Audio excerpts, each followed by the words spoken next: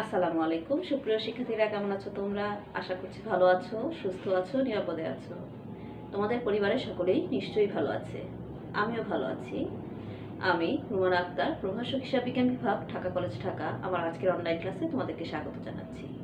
আমি তোমাদেরকে পড়াচ্ছিলাম finance, banking ও বীমা এই কোর্সটি, অর্থাৎ ফিনান্স, ব্যাংকিং ও বীমা দ্বিতীয় পত্র এই কোর্সটি সম্পর্কে আমি তোমাদেরকে পড়াচ্ছিলাম। তো আজকে এই কোর্সটির ব্যাংকিংয়ের যে শেষ চ্যাপ্টার, অর্থাৎ ইলেকট্রনিক ও আধুনিক ব্যাংকিং, এই চ্যাপ্টারটা নিয়ে আলোচনা করব। তো দেখো, আমি যখন তোমাদের ফিনান্স, ব্যাংকিং ও বীমা দ্বিতীয় পত্রের ক্লাস শুরু করি, একদম স্টার্টে, তখন কিন্তু তোমাদের ব্যাংক ব্যবস্থার প্রাথমিক ধারণা নিয়ে আলোচনা করেছিলাম।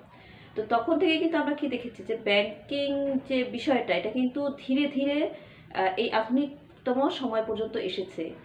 অর্থাৎ ব্যাংকিং ব্যবস্থা শুরুতে যেমন ছিল, এই বর্তমান সময়ে এসে কিন্তু ঠিক সেরকম নেই।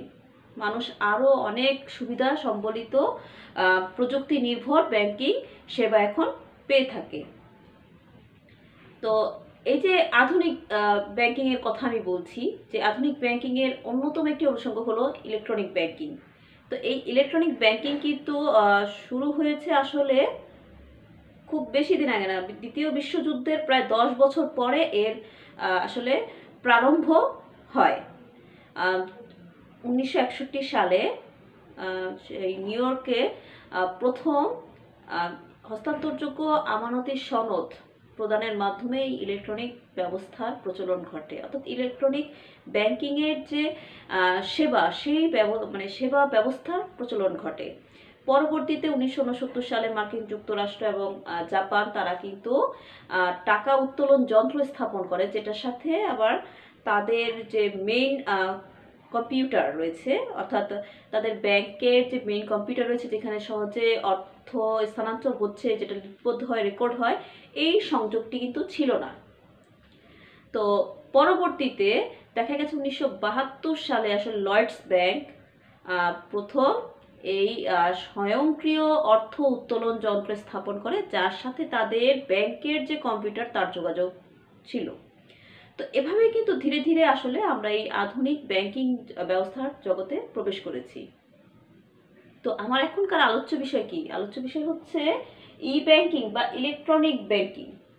তো ই ব্যাংকিং বলতে কি বোঝায়? ই ব্যাংকিং হলো একটি আধুনিকতম প্রযুক্তি নির্ভর ব্যাংকিং ব্যবস্থা, যে ব্যবস্থার মাধ্যমে গ্রাহকদেরকে ব্যাংক অতি সহজে, নির্ভুলতার সাথে বিস্তৃতভাবে সেবা প্রদান করতে পারে। এবং এই ব্যবস্থার মাধ্যমে কি হয়, যে পুরাতন যে বিষয়গুলো ছিল, অর্থাৎ কায়িক শ্রম নির্ভর যে ব্যবস্থা ছিল, তারপরে অতিরিক্ত সময় নিয়ে যে ব্যবস্থাটা ছিল, যেখানে প্রচুর কাগজ এবং নথি ব্যবহার করা হতো, সেই যে ব্যাংকিং ব্যবস্থা এবং যে গ্রাহকদের সেবা প্রদান ব্যবস্থা, এই ব্যবস্থাটার কিন্তু অবসান ঘটে গেল এই ই ব্যাংকিংয়ের কারণে। তো ই ব্যাংকিংটা কি? ই ব্যাংকিংটা হলো উন্নত প্রযুক্তি নির্ভর তড়িৎবাহী এমন একটি ব্যাংকিং ব্যবস্থা, যেটি গ্রাহকদেরকে অতি সহজে নির্ভুল সেবা প্রদান করে থাকে, অর্থ স্থানান্তরের সুযোগ দিয়ে থাকে, উত্তোলনের সুযোগ দিয়ে থাকে, এবং সে সাথে গ্রাহকদের সাথে যে ব্যাংকের পারস্পরিক সম্পর্ক, সেটাও কিন্তু স্থাপনে সক্ষম হয়ে থাকে। তো এই ইলেকট্রনিক ব্যাংকিং সম্পর্কে দেখো, আমি বোর্ডে একটি সংজ্ঞা লিখে রেখেছি, যে ইলেকট্রনিক ব্যাংকিং হলো এমন একটি ইলেকট্রনিক ব্যবস্থা যা অর্থ স্থানান্তর ও ওই স্থানান্তর সম্পর্কিত তথ্য লিপিবদ্ধ রাখে।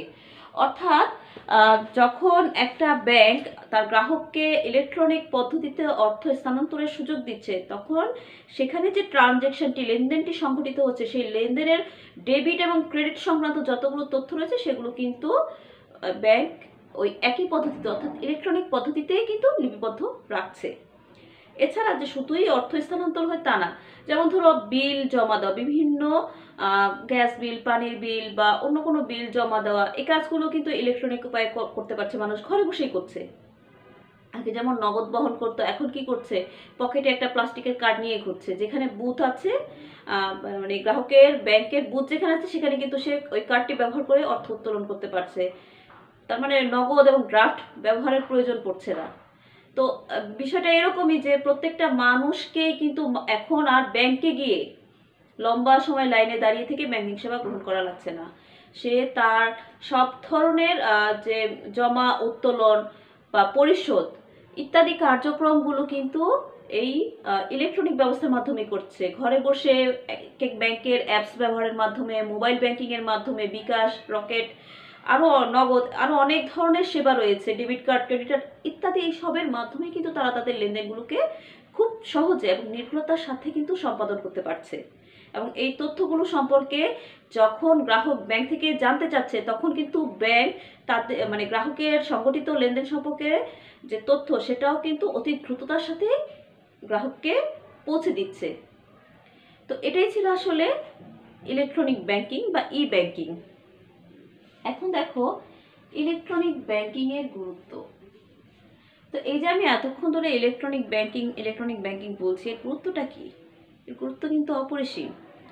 কারণ এখন তুমি যদি আধুনিকতম সময় চিন্তা করো, আমাদের দেশের জনসংখ্যার কথা চিন্তা করো, তার মধ্যে যদি 10% লোক বা 20% লোক প্রতিদিন ব্যাংকিং সেবার সাথে রিলেটেড থাকে, তাহলেও কিন্তু ব্যাংকে লম্বা লাইন হয়ে যাবে, তাই না? যে কোনো ধরো পানির বিল, গ্যাস বিল, বিদ্যুৎ বিল জমা দিতে আগে যেমন লোকদেরকে একটা লম্বা লাইনে দাঁড়িয়ে থেকে ধীরে ধীরে শ্রান্ত হওয়ার পরে গিয়ে তারা তাদের অর্থটাকে জমা দিতে পারতো, সেই ব্যবস্থা থেকে কিন্তু বেরিয়ে এসেছে, তাই না? এখন ঘরে বসেই বিকাশ করা যাচ্ছে। তারপরে হচ্ছে বিভিন্ন ধরনের অ্যাপস ব্যবহার বিভিন্ন ব্যাংকের অ্যাপস ব্যবহার করে সেখানে বিদ্যুৎ বিল, ড্রাইভিং লাইসেন্স বিল বা এমনকি পাসপোর্টের যে অর্থ, সেটাও কিন্তু ব্যাংকগুলোতেই জমা দেওয়া যাচ্ছে, তাই না? তো এই যে এই সেবাটা কিন্তু সম্ভব হচ্ছে এই আধুনিক প্রযুক্তির উন্নতির কারণে, এবং এই উন্নত প্রযুক্তি ব্যাংকিং ব্যবস্থায় ইনক্লুড করার মাধ্যমে। তাই বলা হচ্ছে যে আধুনিক ব্যবস্থা, বিশেষ করে ব্যবসা বাণিজ্যের ক্ষেত্রে তো অবশ্যই অত্যন্ত গুরুত্বপূর্ণ ই ব্যাংকিং। কারণ একজন ব্যবসায়ী যত দ্রুত অর্থ লেনদেন করতে পারবে, তত দ্রুত কিন্তু তার বিজনেসটা সে আরও বেশি ভালোভাবে সম্প্রসারণ করতে পারবে। কারণ যত দ্রুত সে অর্থ প্রেরণ করবে, কাঁচামালের অর্থ সরবরাহ করবে, তত দ্রুত তার কাছে কাঁচামাল পৌঁছাবে এবং সেটা থেকে সে কিন্তু একটা ফিনিশ প্রোডাক্ট তৈরি করতে পারবে, তাই না? তো এই যে ব্যবসা বাণিজ্য বা মানুষের দৈনন্দিন জীবনে এই ই ব্যাংকিংয়ের অত্যন্ত গুরুত্বপূর্ণ ভূমিকা রয়েছে। তো দেখো আমি বোর্ডে লিখে রেখেছি, যেমন একটি গুরুত্ব কি, সেটা হচ্ছে উন্নত গ্রাহক সেবা। সাধারণত গ্রাহকদের জন্যই তো ব্যাংক প্রতিষ্ঠিত হয়, যাতে গ্রাহকদের সেবা দিয়ে ব্যাংক আয় করতে পারে এবং সেই আয় দ্বারা ব্যাংক তার যে পরিচালনা ব্যয় সেটা বা প্রশাসনিক ব্যয় সেটা সেই ব্যয়টা নির্বাহ করতে পারে। তো এখন এই গ্রাহকদেরকে যত ভালো সেবা দিবে, গ্রাহক কিন্তু সেই ব্যাংকের প্রতি বেশি আকৃষ্ট হবে। যেহেতু বর্তমানে প্রতিযোগিতামূলক বাজার ব্যবস্থা রয়েছে, এখানে কিন্তু তুমি যেদিকে তাকাবে সেদিকে একটি করে বাণিজ্যিক ব্যাংক উপস্থিত তোমাকে সেবা দেওয়ার জন্য। তো এই যে এতগুলো বাণিজ্যিক ব্যাংকের মধ্যে তুমি কিভাবে কম্পেয়ার করবে? তুমি কম্পেয়ার করবে কিন্তু কোন ব্যাংক তোমাকে কি পরিমাণ ভালো সেবা দিচ্ছে, কত দ্রুততার সাথে, কত নির্ভুলতার সাথে তোমাকে সেবা দিচ্ছে, এই বিষয়টা কিন্তু তুমি আগে বিবেচনা করবে, তাই না? তো এক্ষেত্রে উন্নত গ্রাহক সেবা কে দিচ্ছে, সেই ব্যাংকটাকে কিন্তু তুমি অবশ্যই সিলেক্ট করবে তোমার ব্যাংক হিসেবে। তো এটাই বলা হচ্ছে যে উন্নত গ্রাহক সেবার জন্য এই ব্যাংকিংয়ের গুরুত্ব অপরিসীম। সহজে, নির্ভুলতার সাথে এবং অতি দ্রুত যাতে গ্রাহক সেবা দেওয়া যায়, সেই জন্য ই ব্যাংকিংয়ের গুরুত্ব অপরিসীম। এবার দেখি ব্যয় হ্রাস। ইলেকট্রনিক ব্যবস্থার কারণে একজন ব্যাংকারের যেমন ব্যয় হ্রাস হয়, তেমনি কিন্তু একজন গ্রাহকেরও ব্যয় হ্রাস হয়। কিভাবে হয় দেখো, একজন গ্রাহক তিনি তার ব্যাংকে যাবেন, যাতায়াত খরচ আছে, হয়তো পথিমধ্যে তার কিছু খাওয়ার প্রয়োজন হতে পারে, সেটার খরচ আছে। তারপরে আবার ভয় কাজ করতে পারে যে তিনি যে অর্থটা নিয়ে আসবেন সেটা চুরি হওয়ার সম্ভাবনা থাকতে পারে, তাই না? তো এই যে ব্যয় হ্রাস প্লাস অর্থের নিরাপত্তা, দুটো কিন্তু কি করছে, এই আধুনিক ব্যাংকিং এই ব্যয়টাকে কমিয়ে দিচ্ছে। কিভাবে কমিয়ে দিচ্ছে?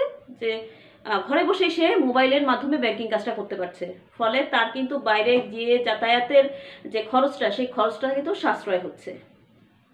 আর প্রশাসনিক যে বিষয়টা, যখন উন্নততর প্রযুক্তি ব্যাংকিং ব্যবস্থায় ইনক্লুড হয়, তখন কিন্তু দেখা যায় যে এই প্রযুক্তি ব্যবহারে একজন দক্ষ লোক বা দক্ষ কর্মীকে যদি নিয়োগ দেওয়া হয়, তাহলে সেই দক্ষ কর্মী কিন্তু মানে গ্রাহকদেরকে পূর্ণ সেবাটা দিতে পারে। যেমন একটা উদাহরণ দিই তাহলে বুঝতে পারবে। ধরো আমরা যখন চেক কাটি অথবা চেক লিখি, চেকটা আমরা ব্যাংকে কিন্তু ক্যাশ কাউন্টারে গিয়ে জমা দিই। ওইখানে যিনি বসে থাকেন তিনি কিন্তু চেকের গায়ে যে তারিখ, স্বাক্ষর, চেক নাম্বার, এগুলো সব কিছুই কিন্তু তিনি তার কম্পিউটারে দেখতে পারেন। কারণ কম্পিউটারে কিন্তু ওই ব্যাংক প্রতিষ্ঠান একটি সফটওয়্যার ব্যবহার করে যেখানে প্রত্যেকটা গ্রাহকের তথ্য লেখা থাকে এবং যে চেক বইটি তারা গ্রাহককে সরবরাহ করছে সেই চেক বইয়ের মধ্যে যা যা লিপিবদ্ধ আছে সবই কিন্তু তারা তাদের সফটওয়্যারে সংরক্ষণ করে রাখে। ফলে যখন একটা চেক, ধরো আমি একটা চেক যদি ক্যাশ কাউন্টারে নিয়ে জমা দিই, তখন সেখানে যে কর্মীটি বা ক্যাশিয়ার বসে রয়েছেন তিনি সেটি কম্পিউটারে চেক করে সিল মেরে তিনি, যদি আমি অর্থ উত্তোলন করি তাহলে আমাকে অর্থ প্রদান করবেন, এবং আমি যদি অর্থ জমা দিই তাহলে সেটা রেখে তিনি জমা রসিদে সিল দিয়ে আমাকে ফেরত দিবেন। এখন তুমি হয়তো বলতে পারো যে তাহলে একজনই যদি সেবা দেয় তাহলে তো ব্যাংকে এত কর্মীর দরকার নেই। আসলে ব্যাংকের সাথে তো শুধু জমা আর উত্তোলনের কাজ থাকে না, সেখানে অনেক ধরনের কাজ থাকে এবং অনেক ধরনের কাজ করার জন্য কিন্তু তাদেরকে আলাদাভাবে প্রশিক্ষণ দেওয়া হয় এবং সে প্রশিক্ষণ অনুযায়ী দক্ষ কর্মীদের কিন্তু নিয়োগ দেওয়া হয়। তো এই যে প্রশাসনিক ব্যয়টা কিভাবে কমে সেটাই আমি বলছিলাম তোমাদেরকে, যে যেহেতু একটা কাজে একজন লোক প্রযুক্তি ব্যবহার করার মাধ্যমে সেবা দিতে পারছে, তখন ওই কাজটা করার জন্য যদি একাধিক লোক আগে ছিল এখন কিন্তু নেই। ফলে এই যে যেহেতু 5 জন লোকের কাজ একজন লোক করতে পারছে, তার মানে কি প্রতিষ্ঠানের প্রশাসনিক ব্যয়টা কিন্তু কমে আসছে। সেই সাথে আরও কিছু ব্যয় কমছে, যেমন কাগজ, কলম, তারপরে হচ্ছে এটার সাথে যে আনুষঙ্গিক স্টেশনারি রয়েছে সেগুলোর খরচও কিন্তু ব্যাংকের কমে আসছে শুধুমাত্র ইলেকট্রনিক ব্যাংকিংয়ের কারণে। তাই বলা যায় যে ব্যয় হ্রাসও ইলেকট্রনিক ব্যাংকিংয়ের একটি অন্যতম গুরুত্ব। এরপরে আসি স্বয়ংক্রিয় লেনদেন। দেখো, ইলেকট্রনিক ব্যবস্থায় কিন্তু লেনদেন ব্যবস্থাটা অনেকটা স্বয়ংক্রিয়ভাবে সম্পন্ন করা যায়। যেমন আমরা যদি অটোমেটেড টেলার মেশিনে লেনদেন করি, সেখানে কিন্তু কোনো ব্যাংকের শাখা নেই, কোনো ব্যাংকের কর্মী নেই, তাই না? ওখানে একটি মেশিন রয়েছে যেখানে আমরা অটোমেটিক কি করতে পারি, অর্থ জমা, উত্তোলন, বিলের টাকা জমা বা অর্থ স্থানান্তর সব কিন্তু করতে পারি। তা এটাই বলা হচ্ছে যে ইলেকট্রনিক ব্যবস্থার কারণে বা ই ব্যাংকিংয়ের কারণে স্বয়ংক্রিয়ভাবে লেনদেন হচ্ছে। এরপরে কাগজ নির্ভরতা হ্রাস, যেটা আমি একটু আগে বলছিলাম যে এখন কিন্তু সবগুলো ব্যাংকই গ্রিন ব্যাংকিংয়ের দিকে ঢুকেছে, অর্থাৎ কাগজের বা কার্বনের পরিমাণ হ্রাস পাচ্ছে। যেহেতু বেশিরভাগ লেনদেনই অনলাইনে করা হচ্ছে এবং সব কিছু ইন্টারনেটের মাধ্যমে লিপিবদ্ধ হচ্ছে, অর্থাৎ একটা সফটওয়্যারে কিন্তু প্রত্যেকটা গ্রাহকের তথ্য সংরক্ষণ করা হচ্ছে এবং প্রত্যেকটা লেনদেন সংগঠিত হওয়ার সাথে সাথে কিন্তু সেই লেনদেন সম্পর্কিত তথ্য সার্ভারে সংরক্ষণ করা হচ্ছে। ফলে দেখা গেছে কি যে কাগজের যে প্রয়োজনীয়তাটা ছিল, অর্থাৎ আমি একটা চেক রেডি করে তারপরে হচ্ছে ব্যাংকে দিব, ব্যাংক সেটা সম্পর্কে লেজার তৈরি করবে, তারপরে হচ্ছে টোকেন ইস্যু করবে, আরও অনেক ধরনের নানাবিধ কাগজ সম্পর্কিত কাজ করার পরে গিয়ে তারা হচ্ছে আমাকে অর্থ উত্তোলনের সুযোগ দিবে। তো এই যে কাগজের এতগুলো ব্যবহার, লেজার তৈরির কাগজ, টোকেন ইস্যু করার কাগজ, এই যে কাগজগুলো ছিল এই কাগজের ব্যবহার কিন্তু এখন আর নেই। কারণ এখন বাংলাদেশ বলো বা বিদেশে বলো, যে দেশেই বলো না কেন, MICR যুক্ত চেক প্রদান করা হয়, যার কারণে দেখা যায় সেই চেকটা যখন ক্যাশিয়ারের কাছে জমা দেওয়া হয় তখন তিনি কিন্তু ওই যে বলছিলাম যে কম্পিউটারে দেখে নেন, সব কিছু মিলিয়ে নেন, নমুনা স্বাক্ষর কার্ড দেখে স্বাক্ষর মেলান, অ্যাকাউন্ট নাম্বার ঠিক আছে কিনা বা ওই অ্যাকাউন্টের তথ্যের ওপর কোনো ধরনের সরকারি বিধিনিষেধ আছে কিনা, হিসাবে পর্যাপ্ত ব্যালেন্স আছে কিনা, এটা কিন্তু একজন লোককে দেখে মানে তার চেয়ারে বসেই দেখতে পাচ্ছে কম্পিউটারে। ফলে সে যখন নিশ্চিত হচ্ছে তখন কিন্তু অর্থ উত্তোলন বা জমাদানের সুযোগ দিচ্ছে। ফলে এখানে কাগজের যে অনেক ব্যবহার ছিল অতীতে, সেই ব্যবহারটা কিন্তু আর থাকছে না। ফলে কি হচ্ছে, কাগজের নির্ভরতা কমে যাচ্ছে এবং ইলেকট্রনিক ব্যাংকিং ব্যবস্থায় কিন্তু খুব দ্রুততার সাথে 2-1 মিনিটের মধ্যে অর্থ জমা বা উত্তোলন কার্যটা সম্পন্ন হচ্ছে। এরপরে আসি নির্ভুল লেনদেন। যেহেতু ই ব্যাংকিং ব্যবস্থায় লেনদেনটা কম্পিউটারাইজড প্রক্রিয়ার মাধ্যমে হচ্ছে, অর্থাৎ অ্যাকাউন্টে ডেবিট হচ্ছে বা ক্রেডিট হচ্ছে, এই তথ্যগুলো সরাসরি মানে অ্যাপসের মাধ্যমে বা সফটওয়্যারের মাধ্যমে, যে অ্যাপসের মাধ্যমে লেনদেনের কারণে সফটওয়্যারে কিন্তু সরাসরি তথ্যগুলো লিপিবদ্ধ হয়ে যাচ্ছে। ফলে কি হচ্ছে যে নির্ভুল লেনদেন হচ্ছে, যেহেতু এখানে মানুষের কিন্তু কোনো কাজ থাকছে না। কম্পিউটারে যখনই এন্ট্রি দেওয়া হচ্ছে সাথে সাথে কিন্তু কম্পিউটারে এই কার হিসাবকে, মানে যিনি অর্থ উত্তোলন করলেন তার হিসাবকে ডেবিট করে দিচ্ছে, এবং যাকে টাকাটা পাঠানো হলো তাকে কিন্তু ক্রেডিট করে দিচ্ছে, তাই না? তো বিষয়টা হচ্ছে এরকম যে যেহেতু মানুষ সরাসরি এখানে লেজারে বসে বসে যোগ বিয়োগ করছে না, ফলে হিসাব কিন্তু এখানে নির্ভুলভাবে করছে কে? উন্নততর প্রযুক্তি। কারণ আমরা জানি যে মানুষ স্বাভাবিকভাবে কোনো কাজে ভুল করতে পারে, কিন্তু কম্পিউটার বা অন্য কোনো কিছু যদি তাদের যে প্রোগ্রাম সেটা সঠিকভাবে সেট করা হয়ে থাকে, তাহলে তারা কিন্তু কোনো ধরনের ভুল করে না। ঠিক আছে, এজন্যই বলা হচ্ছে যে লেনদেনগুলো নির্ভুল হয়ে থাকে। দ্রুত অর্থ স্থানান্তর।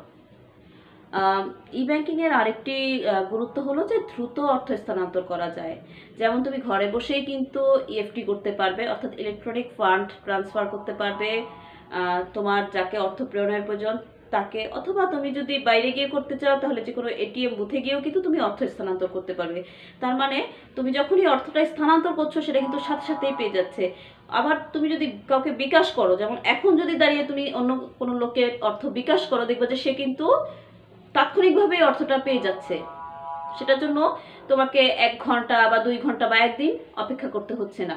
তার মানে ইলেকট্রনিক ব্যবস্থায় অতি দ্রুততার সাথে কিন্তু অর্থ স্থানান্তর হচ্ছে। হিসাবের নিরাপত্তা। যেহেতু ইলেকট্রনিক ব্যবস্থায় লেনদেন অনেকটাই মানুষের হাতের ছোঁয়া থেকে বঞ্চিত, সেহেতু এখানে কিন্তু মানুষ দ্বারা সংগঠিত অপরাধ থেকেও কিন্তু এটা অনেকটা নিরাপদ ইলেকট্রনিক ব্যাংকিং ব্যবস্থায়। কারণ এখানে সহজে জালিয়াতি করা বা অর্থ তহবিল তছরূপ করার সুযোগটা অনেক কম। কারণ প্রত্যেকটা গ্রাহকের যে হিসাব রয়েছে, হিসাব নাম্বার রয়েছে, সেই নাম্বার অনুযায়ী তার স্বাক্ষর ছাড়া কিন্তু অর্থ স্থানান্তর করা মানে করতে পারে না, কোনো অসৎ কর্মী করতে পারে না। কারণ প্রত্যেকটা নমুনা স্বাক্ষর কম্পিউটারে কিন্তু একদম স্ক্যান করে তারপরে সেভ করে রাখা হয়। আর যদি হয় সেটা কোনো এটিএম কার্ডের মাধ্যমে, ডেবিট কার্ড অথবা ক্রেডিট কার্ডের মাধ্যমে, তাহলে সেখানে কিন্তু পিন নাম্বার রয়েছে।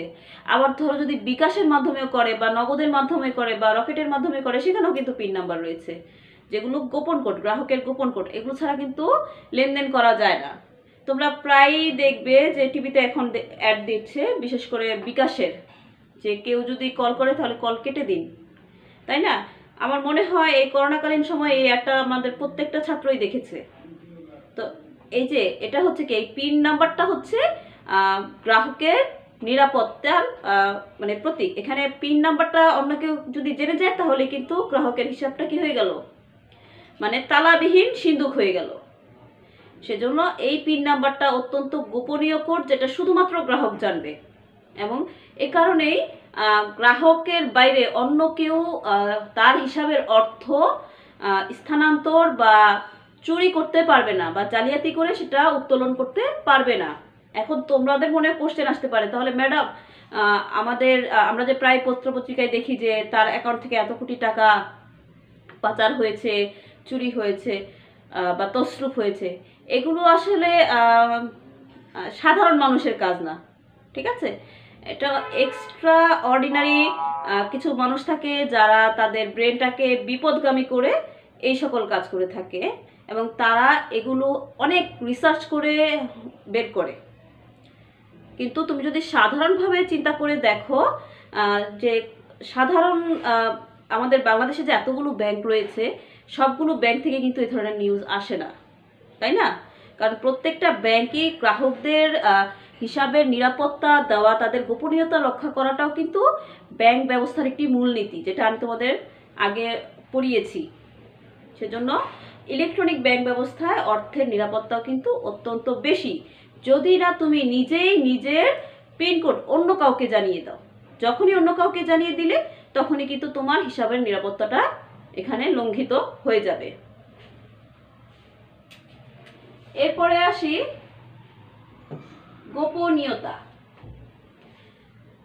একটু আগে যেটা বলছিলাম যে হিসাবের নিরাপত্তার সাথে গোপনীয়তা, কারণ প্রত্যেকটা ব্যাংকের আরেকটি মূলনীতি হচ্ছে যে তথ্য গোপন রাখবে, কারণ তথ্য গোপন না রাখলে কিন্তু জনগণের আস্থা থাকবে না।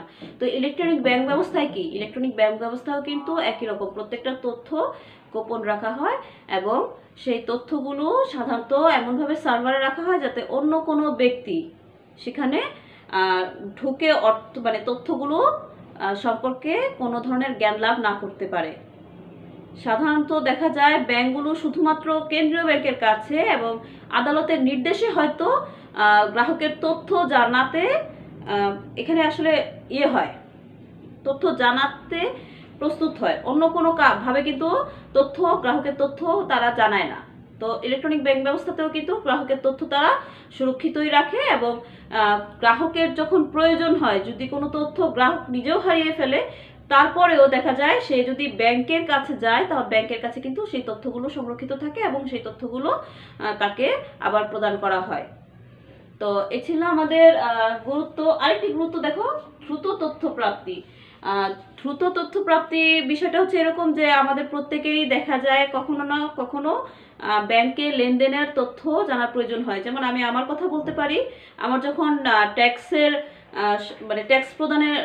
রিটার্ন প্রদানের সময় আসে তখন কিন্তু আমারও এই ব্যাংক স্টেটমেন্টটা অত্যন্ত প্রয়োজন হয়। তো আমি তখন কি করি যে ব্যাংকে যে হয়তো একটা অ্যাপ্লিকেশন করি অথবা অনেক সময় অ্যাপ্লিকেশন করার প্রয়োজন হয় না, তো তারা আমাদের কিন্তু সেই ব্যাংক স্টেটমেন্ট অর্থাৎ ব্যাংকে কী পরিমাণ লেনদেন হয়েছে সেই লেনদেন সম্পর্কিত স্টেটমেন্টটি প্রদান করে। তো এই যে এটাও কি, আমি গেলাম, যাওয়ার পরে যখন আমি অ্যাপ্লিকেশন করলাম সাথে সাথে কিন্তু তারা আমাকে ওই সেবাটি প্রদান করলো, অর্থাৎ খুব দ্রুততার সাথে কিন্তু আমি আমার ব্যালেন্স সম্পর্কে, আমি আমার লেনদেনগুলো সম্পর্কে, ট্রানজ্যাকশনগুলো সম্পর্কে কিন্তু জানতে পারলাম। তো এটাই বলা হচ্ছে যে যখনই গ্রাহকের তথ্যের প্রয়োজন হয় ব্যাংক কিন্তু তার সেই তথ্যগুলো অতি দ্রুততার সাথে প্রদান করতে পারে এবং এটা শুধুমাত্র সম্ভব হয়েছে কি এই ইলেকট্রনিক ব্যবস্থার মাধ্যমে। যদি অতীতের কোনো সময় হতো তাহলে এই সারা বছরের লেজার ঘেটে ঘেটে কিন্তু বের করতে হতো। আমি বারবার লেজার বলছি, লেজারটা কি জানো, এত মোটা একটা না, আসলে এরকম ব্যাংকে হাজার হাজার বই থাকতো যেটার মধ্যে প্রত্যেকটা গ্রাহকের হিসাবগুলো লেখা হতো। তো ওই ব্যবস্থাটা থেকে কিন্তু আমরা বেরিয়ে এসেছি এই ইলেকট্রনিক ব্যবস্থার মাধ্যমে।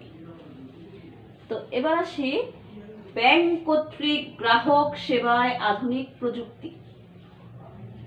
ব্যাংক কর্তৃক গ্রাহক সেবায় আধুনিক প্রযুক্তি, আসলে কি কি প্রযুক্তির মাধ্যমে আমরা ব্যাংকের কাছ থেকে এই আধুনিক সেবাগুলো পেয়ে থাকি সে সম্পর্কে এখানে আলোচনা। প্রথমে যেটি বলেছে যে ওয়ান স্টপ সার্ভিস, অর্থাৎ এক জায়গা থেকে সকল সেবা পাওয়া। যেমন আমি তোমাদেরকে যে উদাহরণটা দিয়েছিলাম যে আমার নগদ অর্থের প্রয়োজন, আমি একটা চেক লিখে ক্যাশিয়ারকে জমা দিয়েছিলাম এবং ক্যাশিয়ারই কিন্তু আমাকে অর্থ উত্তোলন করে দিয়েছিল বা অর্থ উত্তোলন করার সুযোগ দিয়েছিল এবং সেজন্য কিন্তু সে অন্য টেবিলে বা অন্য কোনো স্যারের কাছে যায়নি, তাই না, তার অন্য কোনো সহকর্মীর মানে সাহায্য নেয়নি, সে একাই কিন্তু এই কাজটি 2-3 মিনিটের মধ্যে সম্পন্ন করেছে। এটাই বলা হচ্ছে যে ওয়ান স্টপ সার্ভিস মানে তোমার যে সেবা প্রয়োজন সেটা এক জায়গা থেকে পাওয়া, সেটার জন্য বিভিন্ন টেবিলে না ঘুরে তুমি মানে যে জায়গা থেকে সেবাটা পাবে সেই জায়গায় গিয়ে শুধু সেই ব্যক্তির কাছ থেকেই তুমি তোমার সেবাটা পেতে পারো, সেটার নামই হচ্ছে ওয়ান স্টপ সার্ভিস। এরপরে আসি স্বয়ংক্রিয় গণনা যন্ত্র, অটোমেটেড টেলার মেশিন বা এটিএম নামে আমরা যেটাকে চিনি। তো অটোমেটেড টেলার মেশিনের মাধ্যমে কিন্তু 24 ঘন্টায় একজন গ্রাহক সেবা পেতে পারে। এই অটোমেটেড টেলার মেশিন বা এটিএম এর সেবা কিভাবে পাবে? সে পাবে সেবা মূলত ডেবিট কার্ড বা ক্রেডিট কার্ড ইত্যাদির মাধ্যমে, অর্থাৎ প্রত্যেকটা ব্যাংকে কিন্তু গ্রাহককে এই এটিএম কার্ড সরবরাহ করে থাকে যখন সে একটি আবেদন ফর্ম ফিল আপ করে, অর্থাৎ যখন অ্যাকাউন্ট খুলে কেওয়াইসি ফর্মের সাথে কিন্তু এই আবেদন ফর্মও জমা দিতে হয় যাতে সে একটি এটিএম কার্ড পায়। এবং যখন এটিএম কার্ডটি দেয় গ্রাহককে তখন কিন্তু একটি নিরাপত্তা পিন কোডও দিয়ে দেয়, অর্থাৎ ওই প্লাস্টিকের যে কার্ডটি দর্শনীয় চৌম্বক শক্তিযুক্ত সাংকেতিক নাম্বারযুক্ত একটি কার্ড কিন্তু ব্যাংক গ্রাহককে প্রদান করে, যেটির দ্বারা এই এটিএম বুথ থেকে আসলে বা অটোমেটেড টেলার মেশিন থেকে অর্থ উত্তোলন, অর্থ স্থানান্তর, বিল জমা ইত্যাদি কাজগুলো করা যায়। তো এই যে স্বয়ংক্রিয় যে গণনা যন্ত্র, এর মাধ্যমে অর্থ উত্তোলনের সময় যে প্লাস্টিক কার্ডের আমি কথা বলছি, সেটি কিন্তু হতে পারে ডেবিট কার্ড, হতে পারে ক্রেডিট কার্ড, ঠিক আছে। আর এটির মাধ্যমে কিন্তু যেমন দ্রুততার সাথে অর্থ উত্তোলন করা যায়, তেমনি কিন্তু যে অর্থটা উত্তোলিত হবে সেটি কিন্তু নির্ভুল হবে, এবং এই যে লেনদেনের তথ্য, এটাও কিন্তু ওই কম্পিউটারে, ব্যাংকের কম্পিউটারে অটোমেটিকলি কিন্তু সেভ হয়ে যাবে। এই যে অর্থ উত্তোলন করলো, এরপরে গ্রাহকের হিসাবে তার কি পরিমাণ ব্যালেন্স রয়েছে, সমস্ত তথ্য কিন্তু তখনই কি হবে, জমা হয়ে যাবে, এবং গ্রাহকের মোবাইল ফোনে কিন্তু এই তথ্যগুলো সাথে সাথে চলে আসবে। অর্থাৎ কি পরিমাণ অর্থ উত্তোলিত হলো, বা কি পরিমাণ অর্থ জমা দেওয়া হলো, বা কোথায় সেন্ড করা হলো, এই যে তথ্যগুলো, এগুলো কিন্তু অটোমেটিক গ্রাহকের মোবাইলে চলে আসে। এরপরে আসি ক্রেডিট কার্ড। ক্রেডিট কার্ড কি? ক্রেডিট কার্ড হচ্ছে এমন একটি কার্ড যেটি পণ্য ক্রয় বা সেবা ক্রয়ের জন্য ব্যবহার করা হয়ে থাকে। এখন এখানে ক্রেডিট কার্ড মানে কি? ক্রেডিট অর্থ ধার বা ঋণ, তাহলে ঋণ কার্ড।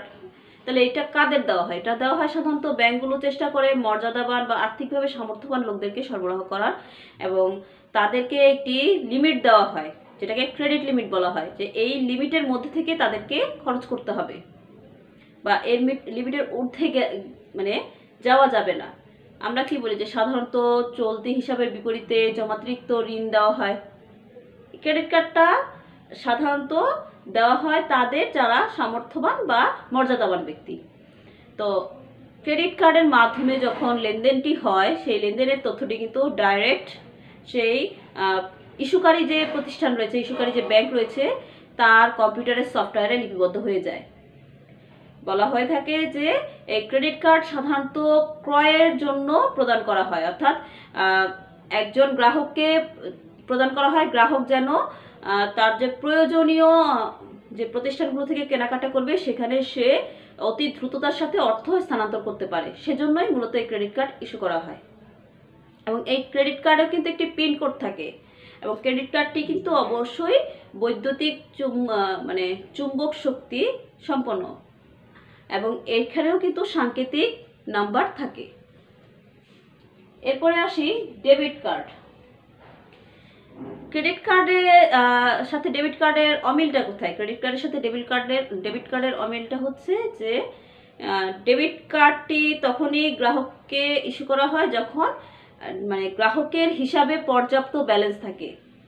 ক্রেডিট কার্ডে যেমন ব্যাংক গ্রাহককে ঋণ দেয় একটা নির্দিষ্ট লিমিট পর্যন্ত, এখানে ডেবিট কার্ডে কিন্তু তা না। ডেবিট কার্ড হচ্ছে গ্রাহকের যে হিসাবে জমা টাকা রয়েছে, সেই জমা টাকার উপর ভিত্তি করে কিন্তু সে ডেবিট কার্ডটি ব্যবহার করতে পারবে, এবং এই ডেবিট কার্ডের মাধ্যমেও কিন্তু সে কেনাকাটা করতে পারবে, অর্থ স্থানান্তর করতে পারবে, তারপরে বিল পরিশোধ করতে পারবে, সব কিছুই করতে পারবে। যদিও আগে ডেবিট কার্ডের মাধ্যমে অর্থ স্থানান্তর করা যেত না, কিন্তু এখন কিন্তু যায়, যার কারণে ডেবিট কার্ডও এখন গ্রাহকদের মধ্যে সমান জনপ্রিয়। তো যেটা বলছিলাম যে ডেবিট কার্ডও একটা প্লাস্টিক কার্ড, যেটার মধ্যে পিনকোড মানে গ্রাহককে পিনকোড সরবরাহ করা হয়, এবং এখানেও কিন্তু সাংকেতিক নাম্বার যুক্ত থাকে, এবং এটাও চুম্বক শক্তি সম্পন্ন থাকে।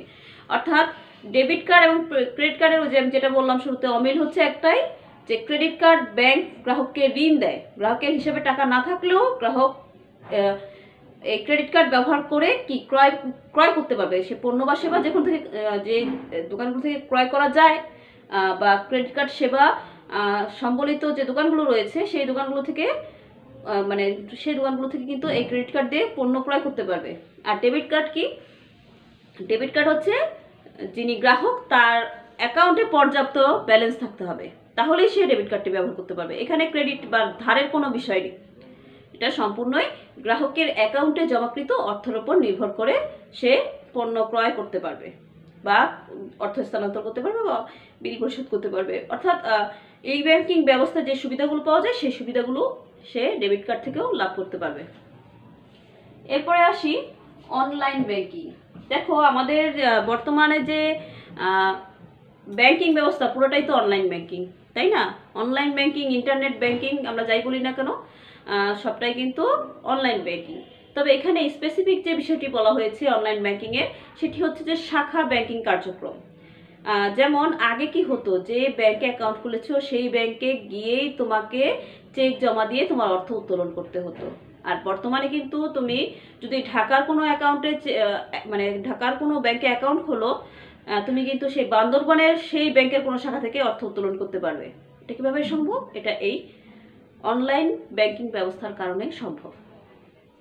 কারণ অনলাইন ব্যাংকিং ব্যবস্থায় ব্যাংকগুলো সাধারণত এমন ধরনের সফটওয়্যার ব্যবহার করে যা তাদের প্রত্যেকটা শাখা ব্যাংকে তাদের যে কম্পিউটার রয়েছে তাদেরকে একত্রে আসলে ইন্টারকানেক্টেড রাখে, এবং আন্তঃব্যাংকিং ব্যবস্থাতেও কিন্তু তারা ইন্টারকানেক্টেড থাকে। ফলে দেখা যায় যে তাদের মানে এই যে একটি ব্যাংকে যতগুলো শাখা রয়েছে তার যে কোনো একটি শাখা বা যে কোনো একটি বুথ থেকে কিন্তু অর্থ লেনদেন করা যায়। এটাই আসলে অনলাইন ব্যাংকিং। মানে এখানে অনলাইন ব্যাংকিংয়ের আলোচনার বিষয়বস্তু এটাই যে যে কোনো শাখা থেকে একজন গ্রাহক যে কোনো মানে তার অ্যাকাউন্টে জমাকৃত অর্থের পরিমাণ অর্থ উত্তোলন করতে পারবে। বিক্রয় সেবা বিন্দু বলতে আসলে কি বোঝাচ্ছে, যে অতি সহজে যে কোনো স্থানে যাতে গ্রাহক মানে ব্যাংকের গ্রাহক পণ্য ক্রয় করতে পারে। তো বিক্রয় সেবা বিন্দুতে যাতে গ্রাহক যখন পেমেন্ট করবে, সে পেমেন্ট করার ক্ষেত্রে সে যাতে মানে দ্রুততার সাথে অর্থ স্থানান্তর করতে পারে, এবং যাকে অর্থ মানে প্রদান করা হলো, যে বিক্রেতাকে অর্থ প্রদান করা হলো, সে যাতে সহজেই ক্রেতাকে ডেবিট করতে পারে এবং নিজেকে ক্রেডিট করতে পারে। তো এই সুযোগটা কিভাবে পাবে? এই সুযোগটা তখনই পাবে যখন একটি ব্যাংক কোনো মার্চেন্ট প্রতিষ্ঠানকে তাদের কার্ড অ্যাক্টিভেট টার্মিনাল ব্যবহার করতে দিবে। আমি যদি একটা উদাহরণ দিই তাহলে তোমরা ভালো বুঝতে পারবে। যেমন ধরো জেনিথ কোম্পানি, জেনিথ যারা শু বিক্রি করে বা জুতা বিক্রি করেন, এই কোম্পানিটি একটি অফার দিয়েছে যে গ্রাহক মানে যে ক্রেতারা জেনিথের শু কিনতে চায় তাদেরকে 30% পর্যন্ত ডিসকাউন্ট দেওয়া হবে যদি তারা নেক্সাস পে এই সেবাটি ব্যবহারের মাধ্যমে তারা মূল্য পরিশোধ করে। তো এখানে এই যে মূল্য পরিশোধ করার কারণে 30% ডিসকাউন্ট পাবে, এটা কেন দিচ্ছে? এর কারণ হচ্ছে যে অবশ্যই এখানে যে ব্যাংকটি নেক্সাস পে প্রবর্তন করেছে তারা এই মার্চেন্ট কোম্পানিটির সাথে চুক্তি করেছে যে যদি তারা এই নেক্সাস পে মার্কেটিং করে দেয় তাহলে হয়তো তারা তাদেরকেও কিছু চার্জ প্রদান করবে, এবং সেই চার্জটার পরিমাণ অবশ্যই কি হবে, এই 30% ডিসকাউন্টের সমান হবে। তো একজন ব্যাংকের গ্রাহক যার নেক্সাস পে রয়েছে সে কিন্তু খুব সহজেই সেখান থেকে 30% ডিসকাউন্টের মাধ্যমে কিন্তু ওই জুতাটি ক্রয় করবে।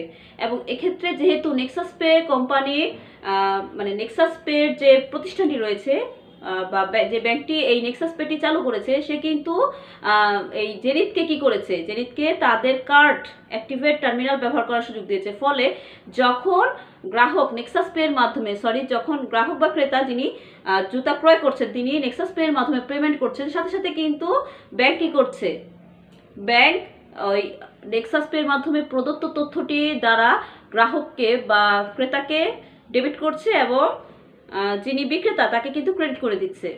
আবার ধরো কোনো প্রতিষ্ঠানের ক্ষেত্রে যদি এমন হয় যে গ্রাহক যখন কোনো একটা দোকানে গেল পণ্য ক্রয় করার জন্য, সে পণ্য ক্রয় করার পরে সে ওই কার্ড অ্যাক্টিভেট মানে টার্মিনাল সেবা এখানেও রয়েছে, ওই দোকানটিতেও রয়েছে, সেখানে সে যদি একটা চেক উপস্থাপন করে তাহলে সেই চেকটি উপস্থাপন করার পরে ওইখানে যে দায়িত্বশীল ব্যক্তি রয়েছে অর্থাৎ যিনি বিক্রেতা রয়েছেন তিনি করবেন কি, অবশ্যই এই কার্ড অ্যাক্টিভেট টার্মিনাল ব্যবহার করে তিনি ব্যাংকের সাথে যোগাযোগ করবেন এবং সেখানে মেসেজ সেন্ড করবেন। মেসেজ সেন্ড করার পরে তখন ওই ব্যাংক দেখবে যে আসলে গ্রাহকের হিসাবে পর্যাপ্ত অর্থ রয়েছে কিনা এবং সেই লেনদেনটি সম্পন্ন করতে পারবে কিনা। যদি এটা পজিটিভ হয় তখন কিন্তু সে একটা ফিরতি মেসেজে বা ফিরতি ফোন কলে জানিয়ে দিবে বিক্রেতাকে যে হ্যাঁ এটা সম্ভব, মানে মূল্যটা জুতোটা বিক্রয় করা সম্ভব, গ্রাহকের হিসেবে পর্যাপ্ত ব্যালেন্স রয়েছে। তখন কিন্তু যিনি বিক্রেতা তিনি পণ্যটি ওই গ্রাহক বা ক্রেতার কাছে বিক্রয় করে দিবেন।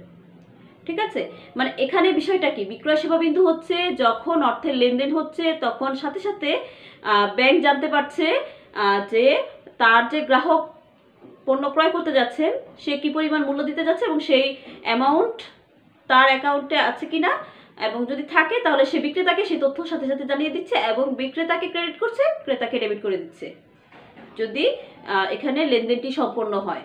এটাকেই বলা হচ্ছে পয়েন্ট অফ সেল বা বিক্রয় সেবা বিন্দু বা ইলেকট্রনিক বিক্রয় বিন্দু। এরপরে আসি মোবাইল ব্যাংকিং।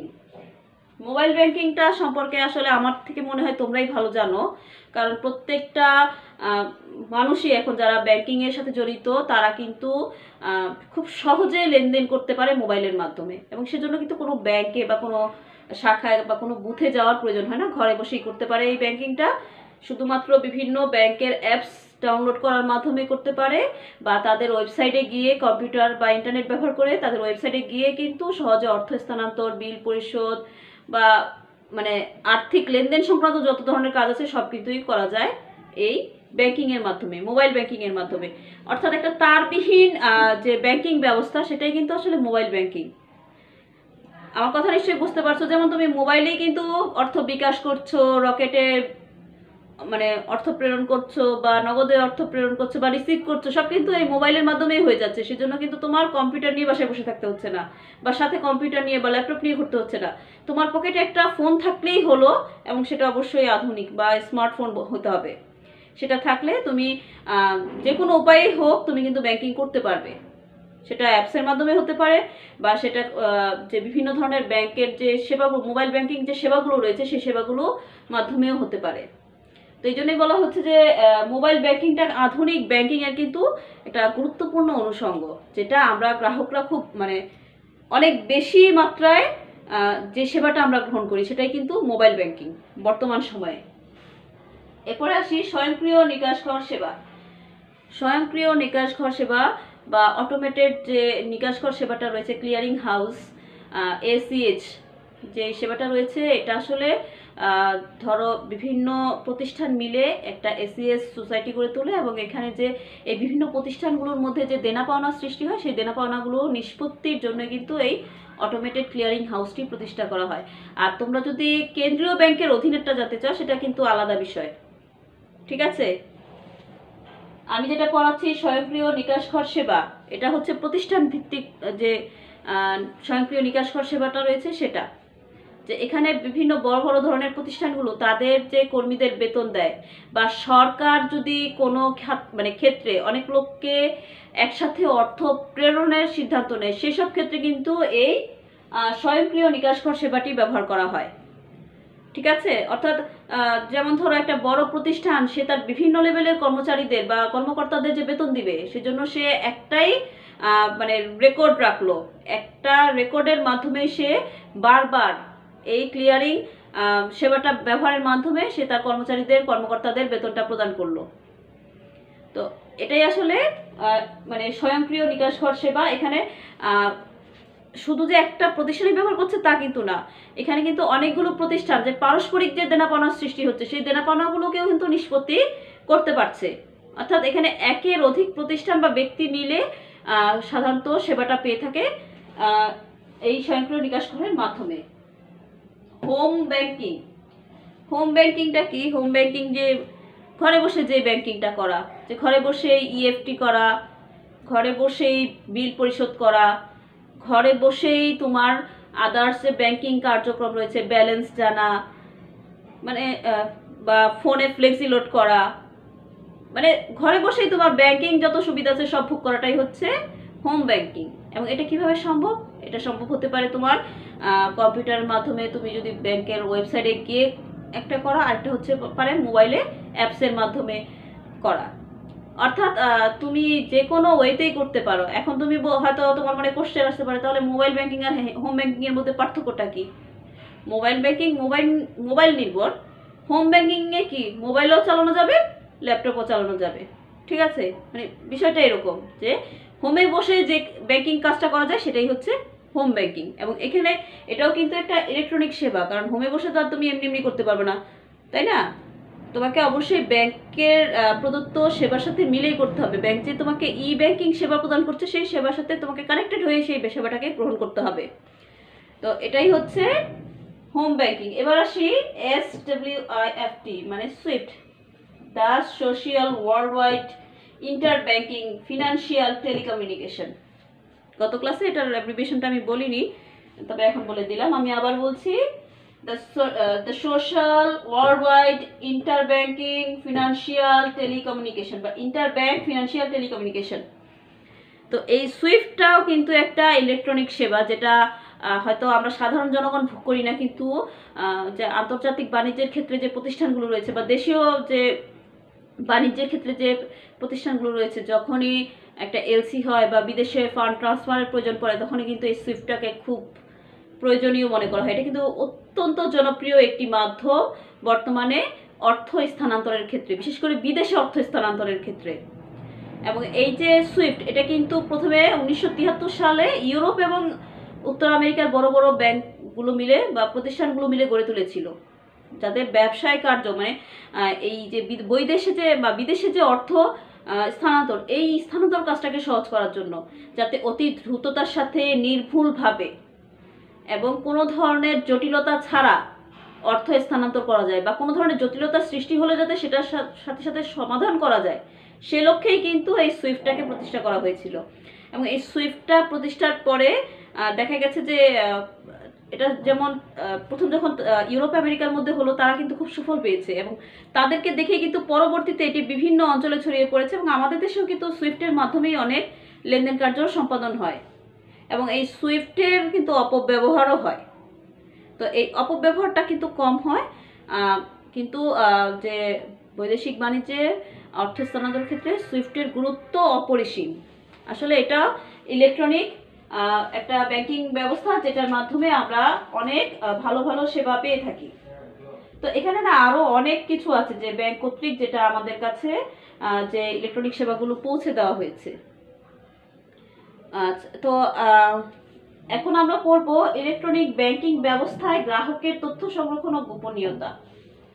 দেখো, ইলেকট্রনিক ব্যাংকিং ব্যবস্থায় তথ্য সংরক্ষণ নিয়ে তো আমরা কেউ ভাবি না, কারণ আমরা জানি যখনই লেনদেন সংঘটিত হয় তখনই কিন্তু সাথে সাথে ওই লেনদেনটা লিপিবদ্ধ হয়ে যায়। যখন আমি অর্থ উত্তোলন করি, তখন যার কাছ থেকে অর্থটা উত্তোলন করলাম তিনি কিন্তু সাথে সাথেই কম্পিউটারে এন্ট্রি দিয়ে দেন এবং তখন কম্পিউটার সেটাকে ডেবিট এবং ক্রেডিট দেখায়। অর্থাৎ আমার যদি আমি অর্থ উত্তোলন করি, তখনই আমার অ্যাকাউন্টটাকে কি করবে, যে পরিমাণ টাকা উত্তোলন করেছি সেই পরিমাণ অর্থ দ্বারা ডেবিট করা হবে। আবার আমি যদি অর্থ জমা দেই, তাহলে সেই পরিমাণ টাকা দ্বারা আমাকে মানে আমার হিসাবকে ক্রেডিট করা হবে। ধরো আমি যখন বেতন পাই, তখন তো আমি অর্থ জমাও দিলাম না, অর্থ উত্তোলনও করলাম না। আমার বেতনটা কিন্তু ইএফটির মাধ্যমে হয়। ইএফটিটা কে করে? ইএফটিটা করে বাংলাদেশ ব্যাংক থেকে প্রদত্ত যে ক্ষমতা সম্পন্ন অফিসার রয়েছেন তিনি, যেমন এডুকেশনে সিএও, তিনি আমাকে বেতনটা ইএফটি করে। তো ইএফটিটা কি? Electronic fund transfer. আমাকে কিন্তু কোনো ধরনের কাজ করতে হচ্ছে না, তাই না? কোনো কাগজ নিয়ে ব্যাংকে দৌড়াতে হচ্ছে না, কোনো বিল গিয়ে জমা দিতে হচ্ছে না। সম্পূর্ণ ব্যবস্থাটাতে কিন্তু ইএফটির সিস্টেমের মাধ্যমে চলছে। অর্থাৎ মাস শেষে যখন 1 তারিখ হয়, আমার কিন্তু অটোমেটিক আমার অ্যাকাউন্টে অর্থটা জমা হয় এবং জমা হওয়ার সাথে সাথে আমার অ্যাকাউন্টটা কি হয়? ক্রেডিট হয়ে যায় এবং যখন আমি অর্থ উত্তোলন করি, তখন যে পরিমাণ অর্থ উত্তোলন করি তখন কিন্তু সেটা ডেবিট হয়ে যাচ্ছে। এবং এই যে এতগুলো কাজ সম্পাদন হচ্ছে, অর্থ সিএও এটাকে ইএফটি করছে, ইএফটির পর যে আমার অ্যাকাউন্টে ঢুকছে এবং আমি যে অর্থ উত্তোলন করছি, সমস্ত ধরনের তথ্য কিন্তু সংরক্ষণ করছে কি? ব্যাংক।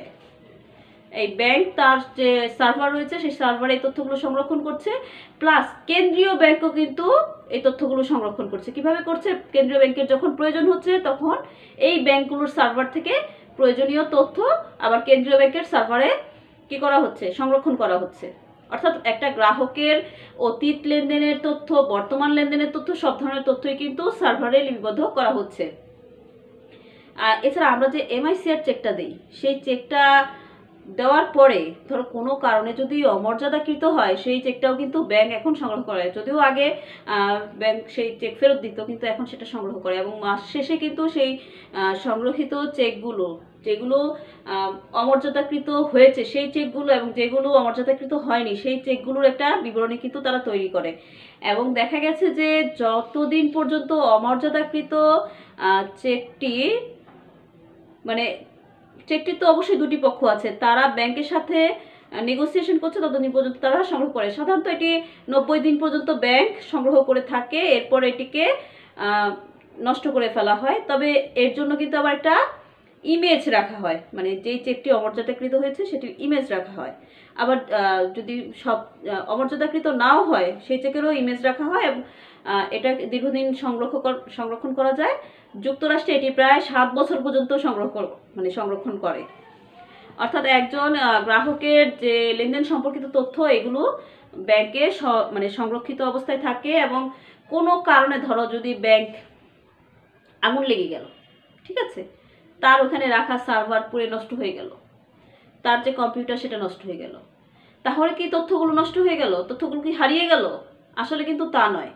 ওই যে আমি বললাম না, প্রয়োজনে তারা বিভিন্ন ধরনের সার্ভারে এই তথ্যগুলো সংরক্ষণ করে। যেমন কেন্দ্রীয় ব্যাংকের সার্ভারে কিন্তু এই তথ্যগুলো সংরক্ষিত অবস্থায় থাকে। ফলে যখন ব্যাংক তার প্রতিষ্ঠানটি আবার পুনর্গঠন করে তখন বা রেস্টোরেশন করে, তখন কিন্তু আবার সাথে সাথে এই তথ্যগুলো আবার তারা সংগ্রহ করে নেয়। ফলে দেখা গেছে তোমার টাকা হয়তো পুড়ে, তোমার ধারণা যে ব্যাংকে তুমি যে টাকা রেখেছো সেটা পুড়ে শেষ হয়ে গেছে, বাস্তবে কিন্তু তা হয় না। তোমার অ্যাকাউন্টে যে পরিমাণ টাকা আছে সেটা কিন্তু গ্রাহককে দিতে বাধ্য থাকে ব্যাংক, কারণ এটাও কিন্তু ব্যাংকের পরিচালনার মূলনীতি যে চাহিদা মাত্র চেকে উত্থাপিত টাকা গ্রাহককে দিতে বাধ্য থাকবে। কারণ চেক কি শর্তহীন নির্দেশনামা, তাই না? তুমি তো টাকা ব্যাংকে জমা রেখেছো নিরাপত্তার জন্যই। এখন ব্যাংকের কোনো অগ্নিকাণ্ডের কারণে বা কোনো অ্যাক্সিডেন্টের কারণে যদি ক্ষতিগ্রস্ত হয় ব্যাংক, সেজন্য কিন্তু তুমি দায়ী নও, তোমার টাকা তুমি অবশ্যই ফিরে পাবে। এবং এই যে তোমার কি পরিমাণ ব্যালেন্স রয়েছিল বা কি পরিমাণ লেনদেন সংঘটিত হয়েছিল, এই ধরনের তথ্যগুলো, সব ধরনের তথ্যগুলোই কিন্তু ব্যাংক সংরক্ষণ করে বিভিন্ন সার্ভারে। তাই একটা প্রতিষ্ঠান পুড়ে গেলেও বা একটা ব্যাংকের একটা শাখা পুড়ে গেলেও কিন্তু সমস্ত তথ্য হারিয়ে যায় না, ব্যাংক সুন্দর করে সেগুলো সংরক্ষণ করে। আরেকটি বিষয় হচ্ছে গোপনীয়তা, যেটা আমি তোমাদের আগেও আলোচনা করেছি যে ব্যাংক যখনই গ্রাহকদেরকে ডেবিট কার্ড, ক্রেডিট কার্ড বা এই জাতীয় কোনো কিছু প্রদান করে, যেমন বিকাশ, রকেট, নগদ, এই যে এজেন্সি সেবাগুলো প্রদান করে, তখন কিন্তু অবশ্যই গোপনীয়তা রক্ষার জন্য পিন কোড দিয়ে থাকে এবং এই পিন কোডটা শুধুমাত্র গ্রাহক জানে, অন্য কেউ জানে না। আবার যে কর্মকর্তার সাথে গ্রাহক লেনদেন করবে, অর্থাৎ গ্রাহকের হিসাবগুলোকে ডেবিট ক্রেডিট করবে বা গ্রাহকের হিসাবটাকে ম্যানেজ করবে, সেই কর্মকর্তার জন্য কিন্তু একটি পিনকোড বরাদ্দ থাকে। এটা একটা অফিসের সব কর্মচারী বা কর্মকর্তা কিন্তু এই সেবাগুলোর সাথে জড়িত না। যিনি ক্ষমতা সম্পন্ন, অর্থাৎ যাকে পিনকোড দেওয়া হয়েছে শুধুমাত্র তিনিই কিন্তু এই হিসাবগুলোকে রেকর্ড করে। ফলে অসৎ উপায়ে কোনো অসৎ ব্যক্তি এখান থেকে জালিয়াতি করতে পারে না, যতক্ষণ পর্যন্ত না গ্রাহক তার পিনকোড অন্য কাউকে জানাচ্ছে। তো এজন্য বলা হচ্ছে যে একটা ই ব্যাংকিং সিস্টেমে গ্রাহকের তথ্য আরো অধিকতর গোপনীয় অবস্থায় থাকে এবং অত্যন্ত নিরাপদ অবস্থায় থাকে। তো এই ছিল আজকে তোমাদের সাথে আমার আলোচনা। নেক্সট ক্লাস পর্যন্ত তোমরা ভালো থাকো, সুস্থ থাকো। তোমাদের সকলকে ধন্যবাদ। আল্লাহ হাফেজ।